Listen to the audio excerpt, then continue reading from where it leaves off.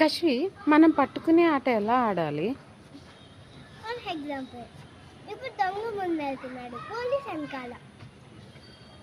ఇప్పుడు పోలీసు పరిగెడుతున్నాడు, అప్పుడు దొంగ వెళ్ళిపోతాడు కదా.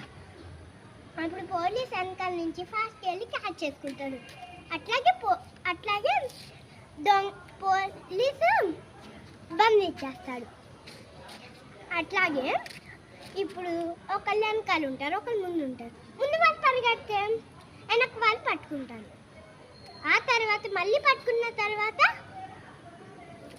అప్పుడు లాస్ట్కి చాలాసేపు అయిన తర్వాత ముందున్నవాడు అస్సలు పట్టుకునివ్వడు. అందుకనే వెనుకున్నవాడు అస్సలు స్పీడ్గా పరిగెత్తాడు.